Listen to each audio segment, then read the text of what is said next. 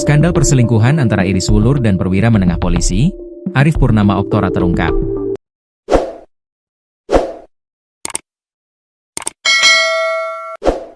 Sang istri Arif, Kusuma Anggraini atau dikenal dengan nama Ninik yang membongkar sendiri perselingkuhan itu. Ninik, yang juga merupakan cucu pendiri Mustika Ratu itu, mengunggah berbagai informasi seputar dugaan perselingkuhan sang suami di Instastory akun Instagramnya.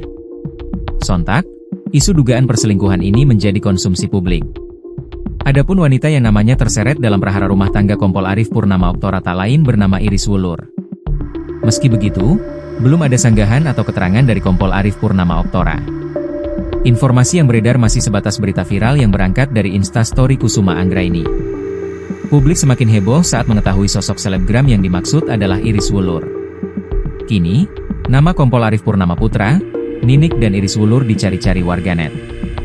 Arif Purnama Oktora merupakan salah satu polisi muda yang cukup berprestasi.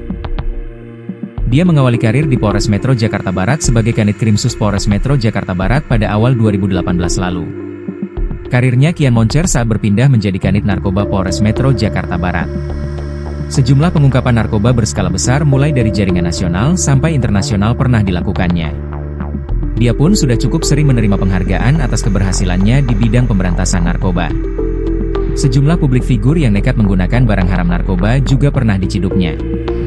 Saat lulus dari Akpol pada tahun 2010 berpangkat Letda, Arif Oktora memulai karirnya di Brigade Mobile, Brimob, di Polresta Depok. Setelah itu, dia ditugaskan di Lombok, Nusa Tenggara Barat, NTB, sebagai Komandan Kompi Gegana. Hingga akhirnya Arif memutuskan sekolah kembali di Perguruan Tinggi Ilmu Kepolisian, PTIK, di tahun 2013. Di tahun 2016, Arif ditugaskan di Polda Metro Jaya dan selanjutnya menjabat Kapolsek Teluk Naga, Polresta Tangerang. Setelah dari Polsek Teluk Naga, Arif mendapatkan kesempatan berdinas Polres Metro Jakarta Barat hingga saat ini.